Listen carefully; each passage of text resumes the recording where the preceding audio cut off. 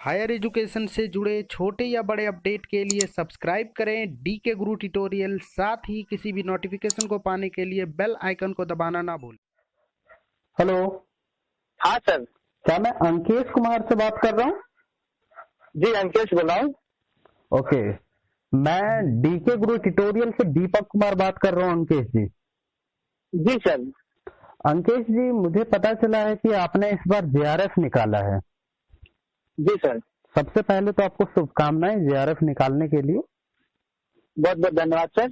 अंकेश जी, मैं एक्चुअली ये चाह रहा हूँ कि आप मेरे साथ एक शॉर्ट इंटरव्यू करें ताकि मैं वो इंटरव्यू को अपने यूट्यूब चैनल पे अपलोड करूं और जितने भी आने वाले टाइम में स्टूडेंट एग्जाम देंगे उसको कुछ बेनिफिट पहुंचे, आपका जो एक्सपीरियंस है उनका। अच्छा सर। तो क्या आप करने के लिए तैयार हैं? जी सर बिल्कुल। Okay, thank you. तो सबसे पहले अंकेश जी, थोड़ा सा आप अपना इंट्रोडक्शन दीजिए। सर मेरा नाम अंकेश कुमार है और जौनपुर का रहने वाला हूँ मैं। ओके। मैंने अपने इंटरमीडिएट की पढ़ाई जवाहर नवोदय विद्यालय जौनपुर से की है और अपना ग्रेजुएशन इलाहाबाद विश्वविद्यालय से किया है और अभी मैं पॉलिटिकल साइंस से बीएचयू से कर रहा हूँ। ओके, और अभी आपका पीजी कंप्लीट नहीं हुआ है? जी सर, अभी फाइनल ईयर है, अभी एमए फाइनल ईयर है। और आपने फाइनल ईयर में ही जेआरएफ निकाल लिया, राइट? जी सर। चलिए, बहुत अच्छी बात है। मुझे ये बताइए आप अंकेश जी। जी सर। आपने ये सब कैसे कर पाया कि सीधे फाइनल ईयर में ही जेआरएफ निकाल लिया? सर हम लोग यहाँ पे बीएचयू में अभी हॉस्टल में हैं, तो हॉस्टल में एक सीनियर से गाइडेंस मिलता रहा था और हम लोग आपस में थोड़ा अवेयरनेस थी, प्रीवियस ईयर के क्वेश्चन पेपर वगैरह देखे, तमाम सारी चीज समझे, क्वेश्चन वगैरह। तो रेगुलर हम लोग टेस्ट सीरीज भी कराते थे। हम लोग लगभग हर संडे को एक टेस्ट कराते थे एनटीए के जो एग्जाम के पैटर्न का, नेट के एग्जाम पैटर्न का। तो उससे सर काफी मदद मिली। अच्छा, ये बताइए अंकेश जी, इसके लिए कहीं से कोचिंग भी करी थी आपने? नहीं सर, हम लोग कोई कोचिंग नहीं किए थे, बस सेल्फ स्टडी करते रहे थे। मतलब खुद से पढ़ के आपने जेआरएफ निकाल लिया? जी सर। अंकेश जी, जरूरत है क्या? एक्चुअली स्टूडेंट सब ये जानना चाहते हैं। मेरे पास ढेर सारे स्टूडेंट कॉल करते हैं, मैसेजेस करते हैं कि सर कोचिंग लेना जरूरी है क्या? जरा बताइए आप स्टूडेंट्स को कि क्या कोचिंग जरूरी है? देखिए सर, मुझे लगता है कि वो व्यक्ति को अपनी क्षमताओं के हिसाब से समझना चाहिए। पहली चीज की, जैसे अभी हम लोग यहाँ पर हॉस्टल में है तो और उस तरह के फैकल्टी भी है, टीचर्स हैं, क्लासेज हैं, तो हम लोगों को बहुत ज्यादा दिक्कत नहीं हुई। लेकिन अभी भी बहुत जगह पर जहाँ पे डिग्री कॉलेजेस हैं, क्लासेज नहीं चलती, टीचर्स नहीं है, तो वहाँ पर मुझे लगता है कि कोचिंग बच्चों को ले लेनी चाहिए। इसके अलावा फर्स्ट पेपर में रीजनिंग की कोचिंग हो गई, लॉजिकल रीजनिंग का पैटर्न का पार्ट हो गया, तो इन सब में कोचिंग बहुत ज्यादा हेल्पफुल हो सकती है। ओके, चलिए हम आपसे, मेरा अगला क्वेश्चन ये है कि आपने पेपर 1 के लिए कौन सा बुक फॉलो किया था, किस राइटर का? सर पेपर 1 में पियर्सन पब्लिकेशन की बुक है, केवीएस मदान की बुक है। और वो बुक बहुत ही अच्छी है, बहुत इनफ है। उसमें conceptual teaching aptitude, research aptitude और ये सभी पोर्शन, कम्युनिकेशन का पार्ट है, ये सभी बहुत कॉन्सेप्चुअल है। इसको पढ़ने के बाद जो एक्सरसाइज के क्वेश्चन है वो अगर हम सॉल्व कर लेंगे तो मुझे लग रहा है कि 50 में 35 प्लस 40 प्लस स्कोर किया जा सकता है आसानी से। कौन सा बुक आपने कहा? केवीएस मदान? जी सर, पियर्सन पब्लिकेशन से है, केवीएस मदान की बुक है। ओके, आपसे मेरा अगला क्वेश्चन ये है कि चूंकि आप पॉलिटिकल साइंस के स्टूडेंट हैं तो आपसे उस पर भी थोड़ा बात करना लाजमी है। मेरा क्वेश्चन ये है कि पेपर 2 के लिए कौन सा बुक प्रीफर करे स्टूडेंट जो पॉलिटिकल साइंस के हो? अच्छा सर, देखिए पॉलिटिकल साइंस में जो हम लोग का सिलेबस है नेट का, वो 5 पार्ट में डिवाइड है। तो मैं कहना चाहूंगा कि इंडियन गवर्नमेंट एंड पॉलिटिक्स का जो पोर्शन है और कॉम्परेटिव पॉलिटिक्स का जो पोर्शन है और पब्लिक एडमिनिस्ट्रेशन का जो पोर्शन है, ये इन तीनों का सिलेबस बहुत छोटा है और बहुत ही स्कोरिंग है। तो इस पर अगर कोई भी जो तैयारी करना चाह रहा है तो सबसे पहले वो comparative politics, Indian government and politics और इसके अलावा पब्लिक एडमिनिस्ट्रेशन, इन तीनों पर पहले फोकस करें। ये तीनों पोर्शन तैयार होने के बाद वो इंटरनेशनल रिलेशन की तैयारी करें और आखिरी में क्योंकि जो सिलेबस ये बड़ा है, जो आखिरी पोर्शन है 5वां, वेस्टर्न थॉट, इंडियन थॉट और पॉलिटिकल थियरी, तो इन तीनों का जो सिलेबस है वो कॉम्परेटिवली थोड़ा बड़ा है। और ये सिर्फ 20 क्वेश्चन इनसे आता है, तो इसको लास्ट में अगर तैयारी करें तो हो जाएगा।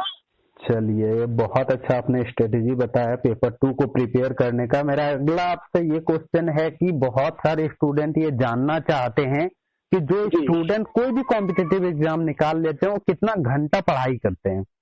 आप कितना घंटा पढ़ाई किए थे? सर मुझे लग रहा है ये घंटा तो कोई बहुत फिक्स कोई नहीं बता सकता है, ये आपका डिपेंड करता है कि आप कितने टाइम में कौन सा चीज कितना कवर कर रहे हैं। और एक जो अपना सिलेबस, हम लोग अपना पहले सिलेबस देख ले अच्छे से सिलेबस में है क्या, कौन कौन से सिलेबस में कौन कौन से टॉपिक है, तो टॉपिक वाइज अपने पढ़ाई करते रहेंगे कि स्ट्रेटजी बना करके कि अगले 10 दिन में मुझे क्षमता पे, ये व्यक्तिगत क्षमता पे आप इस चीज को छोड़ दे रहे हैं कि जिसका जैसा व्यक्तिगत क्षमता वो वैसे कर सकते हैं ना। बिल्कुल सर, ऐसे देखिए हम कर सकते हैं कि जैसे अगले 10 दिन में मुझे इतना ये पोर्शन कवर करना है, फिर अगले 10 दिन में ये कवर करना है, तो छोटा छोटा अपना गोल छोटा छोटा बना के 5 दिन का 10 दिन का कि मुझे ये 2 टॉपिक अगले 3 दिन में कवर करना, फिर ये 2 टॉपिक, तो ये बहुत हेल्पफुल होता है। ओके अंकेश जी, मेरा अगला क्वेश्चन आपसे ये है कि मैंने ढेर सारे जेआरएफ होल्डर से बात किया, यहाँ तक कि हमने एक टॉपर से भी इंटरव्यू किया, तो सभी ने एक चीज जो बताया वो ये था कि मॉक टेस्ट और जो प्रीवियस ईयर के क्वेश्चन पेपर है वो बहुत इंपॉर्टेंट है नेट के एग्जाम में। इसके बारे में कुछ आप कहिए कि सच में ये इम्पोर्टेंट है कि बस एक हवा बना के रखा गया है? नहीं सर, ये बिल्कुल वाकई में इम्पोर्टेंट है। जैसे हम अगर प्रीवियस ईयर के क्वेश्चन पेपर देख रहे हैं, जैसे अब मैं फर्स्ट पेपर में आपको बताऊं तो इन्वायरमेंट के पोर्शन से बहुत सारे ऐसी चीजें हैं कि कार्बन उत्सर्जन करने वाला कौन सा देश है सबसे ज्यादा, तो इस तरह के जो क्वेश्चन है वो लगातार रिपीट किए गए हैं। कंप्यूटर के क्वेश्चन, कौन सा इनपुट डिवाइस है, कौन सा आउटपुट डिवाइस है, इस तरह के क्वेश्चन बहुत रिपीट किए गए हैं। इसी तरह से पॉलिटिकल साइंस में बहुत सारे ऐसे कथन हैं और बहुत सारे ऐसे आर्टिकल हैं जैसे इंडियन गवर्नमेंट एंड पॉलिटिक्स में, वो बार बार रिपीट किए गए हैं।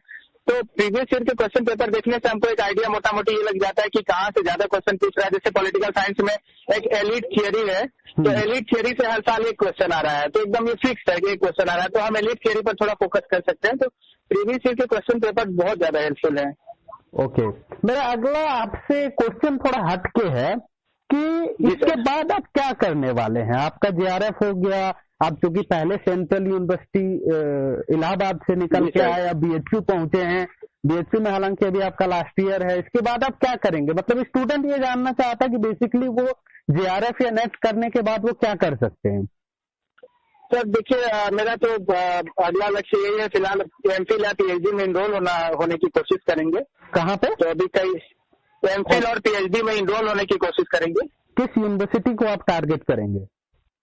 सर टारगेट तो बीएचयू भी है, जेएनयू है, जामिया है, हैदराबाद सेंट्रल यूनिवर्सिटी है, टीस है, दिल्ली यूनिवर्सिटी है, इलाहाबाद यूनिवर्सिटी है, तो सेंट्रल यूनिवर्सिटी ज्यादा प्रीफर करेंगे सर। और अभी तो अगला प्रयास यही है कि अपने कॉन्सेप्ट थोड़ा और क्लियर करें सब्जेक्ट पे, ताकि इंटरव्यू वगैरह होंगे तो आगे चल के इन सब में समस्या कोई ना आए। ओके, आपसे मेरा अंतिम क्वेश्चन ये है अंकेश जी। जी सर, कि आप जो स्टूडेंट आने वाले टाइम में एग्जाम देने वाले हैं उसको आप क्या मैसेज देना चाहेंगे, क्या कहेंगे उसके लिए आप? सर मुझे तो यही लगता है कि जैसे फिलहाल हम लोग भी जब तैयारी कर रहे थे तो शुरुआत में लग रहा था कि काफी बड़ा सिलेबस है, काफी टफ लग रहा था, लेकिन धीरे धीरे सर अपना सिलेबस जैसे कवर करते गए और प्रीवियस ईयर के क्वेश्चन वगैरह देखते गए, तो फिर उसको पढ़ने के बाद प्रीवियस ईयर के क्वेश्चन पेपर उस टॉपिक से रिलेटेड सॉल्व करते थे, तो कॉन्फिडेंस सर आता गया। तो मुझे लगता है कि सर किया जा सकता है अगर हम थोड़ा सा कंटिन्यूटी रहे हमारे अंदर, हर रोज कुछ थोड़ा थोड़ा से पढ़ते रहे टाइम टेबल बना करके। ओके, और मैं पॉलिटिकल साइंस के स्टूडेंट को कुछ बुक सजेस्ट करना चाहूंगा। जी बोलिए। जैसे सर पब्लिक एडमिनिस्ट्रेशन जो मैंने बताया कि पॉलिटिकल साइंस में एक पार्ट है पब्लिक एडमिनिस्ट्रेशन, तो उसके लिए प्रतियोगिता दर्पण की एक किताब आती है। ओके, प्रतियोगिता दर्पण लोक प्रशासन विशेषांक नाम से आती है। ओके, तो सर वो बहुत पतली सी किताब है, लेकिन प्रतियोगिता दर्पण उसको पढ़ने से पब्लिक एड का जो हमारा नेट का सिलेबस है वो इनफ है, वो कंप्लीट करने के लिए बहुत ही इनफ है। तो उसको पढ़ने के बाद फिर हम लोक प्रशासन की लक्ष्मीकांत पढ़ सकते हैं। इसी तरह से प्रतियोगिता दर्पण विशेषांक की किताब आती है इंडियन गवर्नमेंट एंड पॉलिटिक्स की, भारतीय राज्य व्यवस्था की। तो इंडियन गवर्नमेंट एंड पॉलिटिक्स के लिए वो पढ़ी जा सकती है। इसके अलावा इंटरनेशनल रिलेशन के लिए पुष्पेश पंत है, कॉम्परेटिव पॉलिटिक्स के लिए सर जेसी जौहरी है। ओके, तो ये सब किताबें बहुत ही हेल्पफुल हैं।